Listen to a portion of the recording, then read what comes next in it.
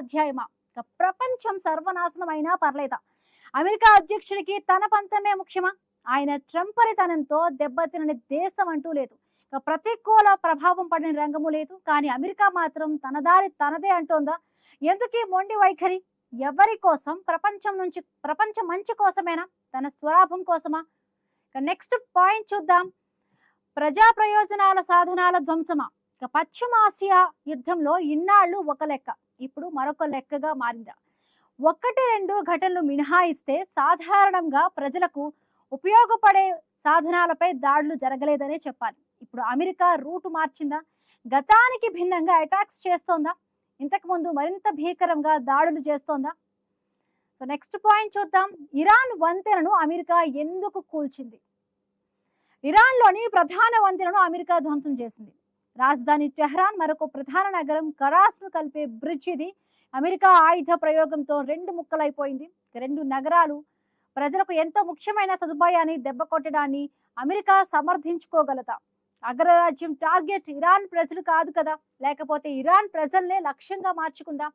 136 మీటర్ల ఎత్తైన సస్పెన్షన్ వంతెన ఇది. మధ్యప్రాచ్యంలోనే అత్యంత ఎత్తైన వంతెనగా గుర్తింపు ఉంది. దీని దెబ్బ కొట్టిన సందర్భంలో 8 మంది చనిపోయారు, దాదాపు 100 మంది గాయపడ్డారు. ఈ దాడిలో కీలకమైన రవాణా మార్గం మూసుకుపోయినట్టయింది.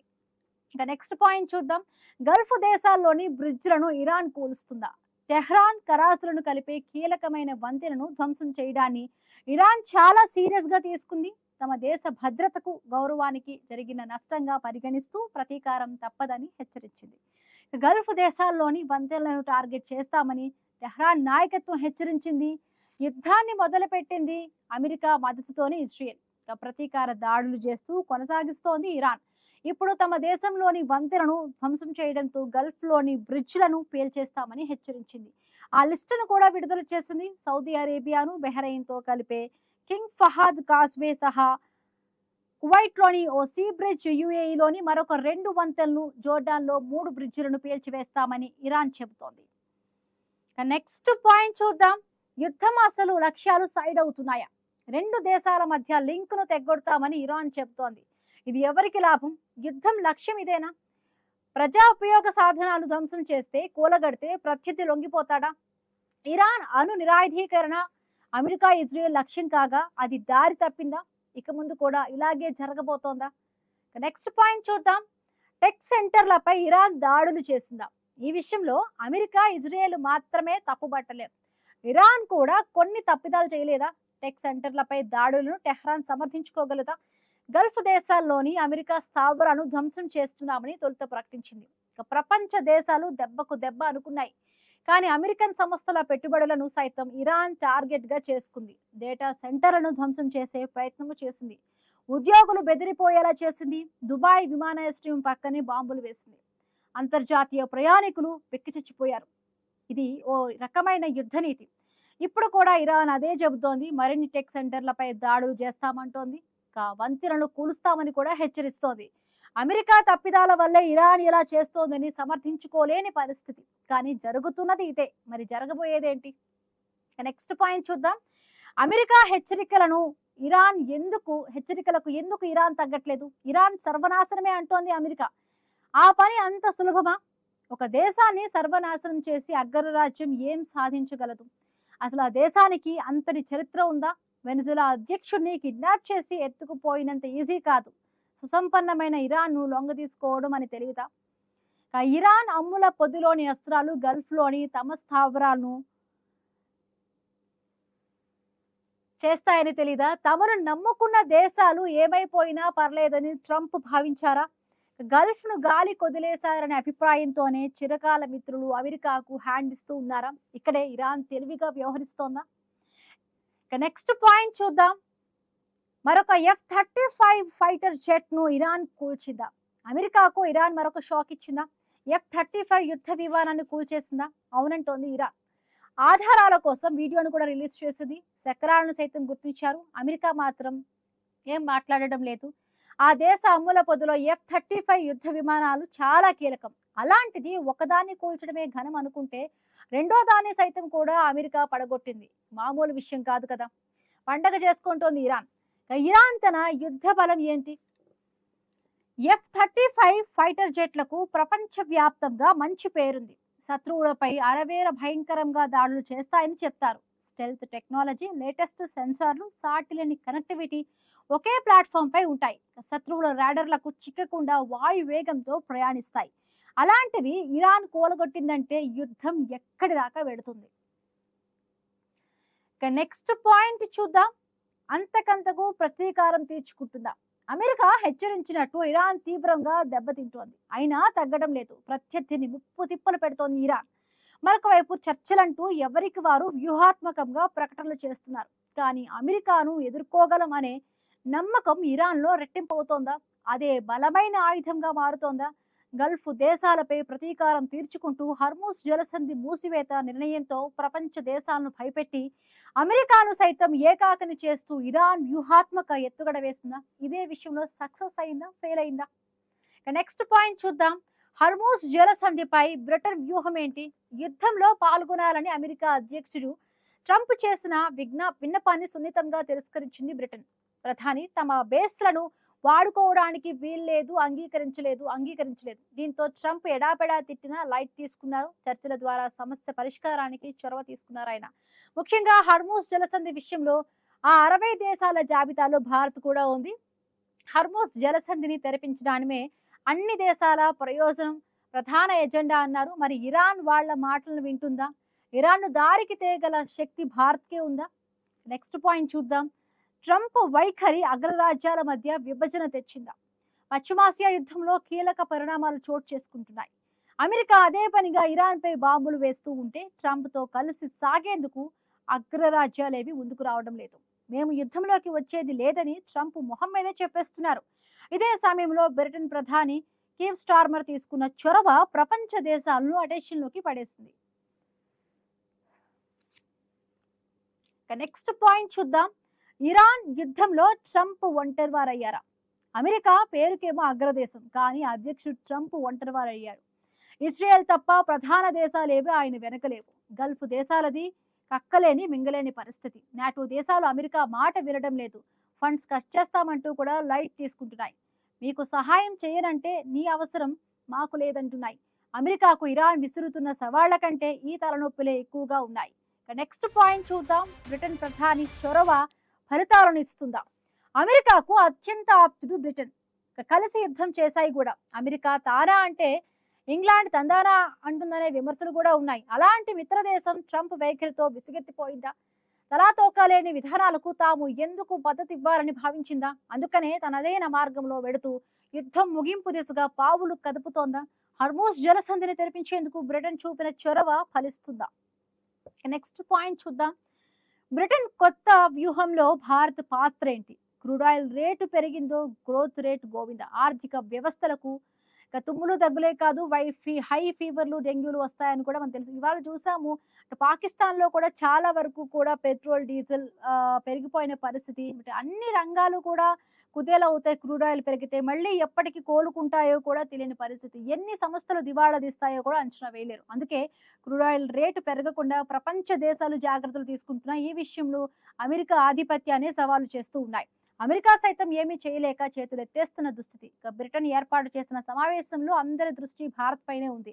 ఎందుకంటే ఇరాన్ ను బాగా ఇన్ఫ్లుయెన్స్ చేయగల దేశం, వేగంగా అభివృద్ధి చెందుతున్న ఆర్థిక వ్యవస్థ, మోదీ నాయకత్వంపై నమ్మకం ఉంది. అందుకే భారత్ సూచనలకు, ప్రతిపాదనలకు ప్రాధాన్యం. నెక్స్ట్ పాయింట్ చూద్దాం. భారత్ కు హర్మూజ్ కష్టాలు తొలగిపోతాయా? యుద్ధం మొదలైన తరువాత హర్మూజ్ జలసంధిని ఇరాన్ మూసివేసింది. కట్ చేస్తే చాలా దేశాలు చము సంక్షేమంలో పడ్డాయి. లేటెస్ట్ గా పాకిస్తాన్ ఎన్నడూ లేనంతగా పెట్రోల్, డీజిల్ ధరలను పెంచింది. చిన్న చితక దేశాలు కుదేలవుతూ ఉన్నాయి. ఇక ఇరాన్ మాత్రం మిత్ర దేశాల నౌకలు హర్మూజ్ నుంచి వెళ్లేందుకు గ్రీన్ సిగ్నల్ ఇవ్వడం భారత్ లాంటి దేశాలకు కొంత ఊరటనిచ్చింది. ఇక ఇరాన్ కోసం అమెరికా, ఇజ్రాయెల్ పైనే, ఇతర దేశాలపైన లేదు. ఈ విషయం గ్రహించే బ్రిటన్ చొరవ తీసుకుందా? చర్చలే పరిష్కార మార్గంగా భావించిందా? ఈ వ్యూహం ఫలిస్తే భారత్ కు ఆయిల్ కష్టాలు తీరిపోతాయా? ఇక నెక్స్ట్ పాయింట్ చూద్దాం. ప్రపంచానికి కొత్త సవాళ్లు రాబోతున్నాయా? అరబ్ దేశాలు కొత్త ఎత్తుగడ వేశాయా? హర్మూజ్ జలసంధిని తెరిపించేలా ఇరాన్ పై సైనిక చర్య చేపట్టాలని భద్రతా మండలిని కోరడం దేనికి సంకేతం? గల్ఫ్ దేశాల డిమాండ్ వెనుక అమెరికా ఉందా? తన ఆధిపత్యానికి గండి పడకుండా కాపాడుకునే కుటిల ప్రయత్నంలో ఇది ఒక భాగమా? ఇలా చేస్తే ఉన్న పరువు కాస్త పోతుందన్న సంగతిని మర్చిపోతుందా? దేశాలు సైతం తీవ్రంగా నష్టపోతూ ఉన్నాయి. తమ దేశంలోని చమురు క్షేత్రాలు మంటల్లో తగలబడుతూ ఉన్నాయి. ఆయిల్ సరఫరా తగ్గిపోతోంది, ఆగిపోతోంది. నిల్వ కేంద్రాలు ధ్వంసమవుతూ ఉన్నాయి. కానీ అమెరికా అండతో గల్ఫ్ దేశాలు చేసిన ప్రయత్నం ఫలించలేదు. రష్యా, చైనా, ఫ్రాన్స్ వీటో చేశాయి. నెక్స్ట్ పాయింట్ చూద్దాం. కొత్త సవాళ్లకు సిద్ధంగా ఉండాల్సిన సమయమా? యుద్ధం ఒక్క రోజుతో ఆగదు. యుద్ధం ప్రభావం ఒక్క రోజుతో పోదు. కానీ దాని ప్రభావం ఒక దేశంతో ఆగదు. ప్రపంచం కుగ్రామంగా మారిపోయిందనేది వాస్తవం. మనిషి సంఘజీవి అన్నట్టే ఒక దేశంపై మరొకటి ఆధారపడి ఉన్నాయి. ఈ నేపథ్యంలో టాటా సన్స్ చైర్మన్ చంద్రశేఖరన్ చేసిన సూచనలు అప్రమత్తం చేస్తూ ఉన్నాయి. సప్లై చైన్ దెబ్బతిన్న నేపథ్యంలో కొత్త ప్రాజెక్టులు మొదలుపెట్టే ముందుకు ఒకటికి 2 సార్లు ఆలోచించాలనేది ఆయన మాటల సారాంశం.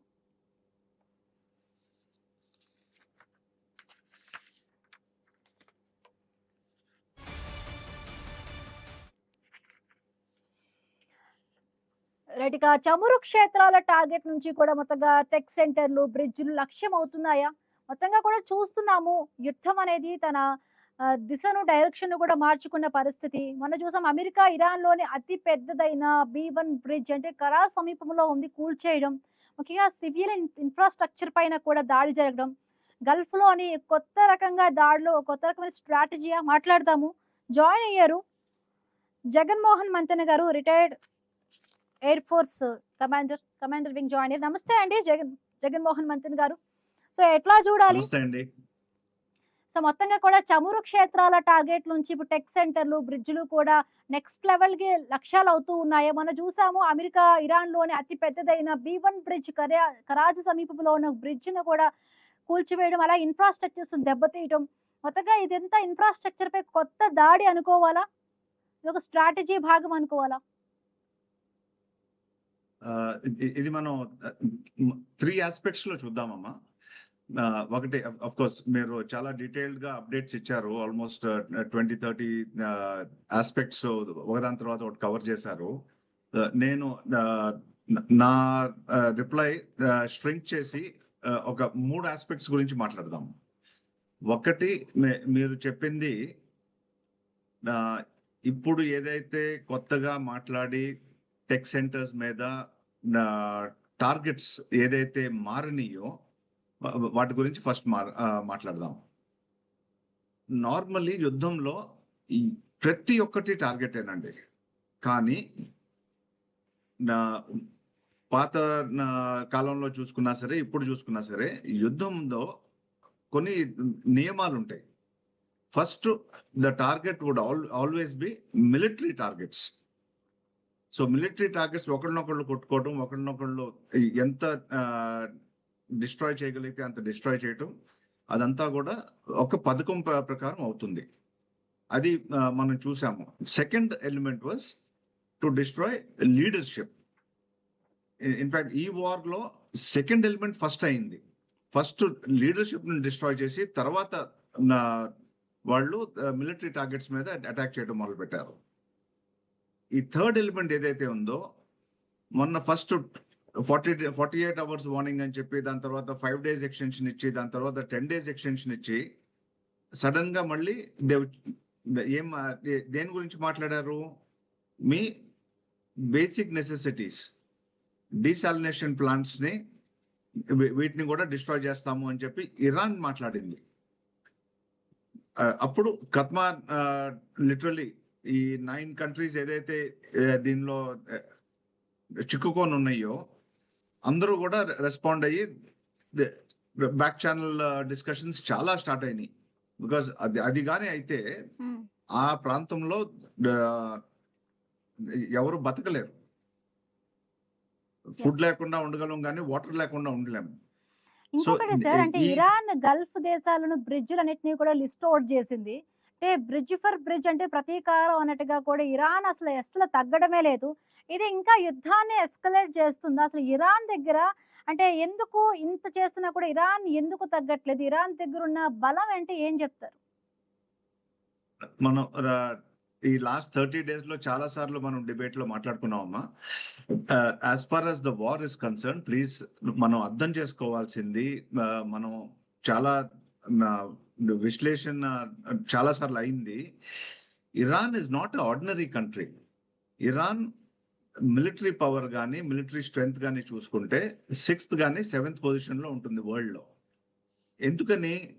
దాని మిలిటరీ సైజ్ కానీ ఆ మిలిటరీకి ఉన్న ఓరియంటేషన్ కానీ, ఇస్లామిక్ రెవల్యూషనరీ గార్డ్ అనేది it is not an ordinary military. అన్ని దేశాల్లో ఉన్న మిలిటరీ లాగా military and politics two separate entities లాగా ఉండదు. Islamic Revolutionary Guard controls the entire military of almost 9 million. Number one. Number two, Islamic Revolutionary Guard 2 million strength ఉంది. వాళ్ళు school level నుంచి ప్రతి బిజినెస్ లో they control the oil industry, they control the construction industry, they control the telecom industry and so many other infrastructure aspects అన్నమాట. Economy కూడా వాళ్ళ చేతిలోనే ఉంటుంది. సో అండ్ ఇరాక్ లో ఏమైతే అయిందో చూసారో, లిబియాలో ఏమైందో చూసారో, ఒక హెడ్ ని తీసేస్తే మొత్తం సిస్టమ్ కొలాప్స్ అవటం. వీళ్ళు ఈ లాస్ట్ 39 years లో చాలా డిఫరెంట్ గా గ్రాస్ రూట్ లెవెల్స్ నుంచి లీడర్షిప్ ని క్రియేట్ చేసుకున్నారు. That is the reason why hydra అంటారే, ఒక తలగా నరికేస్తే ఇంకో తల వస్తుందని. అలాగా కంటిన్యూస్ గా లీడర్షిప్ వస్తానే ఉంది. At the same time local level leadership is continuing to operate. That is the reason. అందుకనే ఇప్పుడు కూడా ఎక్కడ కూడా తగ్గకుండా ఎక్కడికక్కడ రిప్లై చేసే, ఎందుకంటే కమాండ్ స్ట్రక్చర్ లో ఏమవుతుందంటే, ఒక లీడర్ ఒక ఫ్యామిలీ హెడ్ ని తీసేస్తే సడన్ గా the family comes to stop. ఇంకొకటి F-35 ఫైటర్ జెట్ కు సంబంధించి కూడా ఇరాన్ ఒక రెండవ ఫైటర్ జెట్ ను కూడా కూల్చేసినట్టు చెప్తుంది. బట్ అమెరికా కూడా దానికి సంబంధించి ఏమి మాట్లాడడం లేదు. అంటే దీన్ని బట్టే మనం అర్థం చేసుకోవచ్చు ఇరాన్ ఎయిర్ డిఫెన్స్ సిస్టమ్ ఎంత బలంగా ఉంది అనేది. ఇంకొకటి అదంతా మైనస్ అవుతా sir America? It is not a very proportional discussion, Amadi. Literally, 30,000 missions have been flown into Iraq, from Iran, sorry. And Iran lo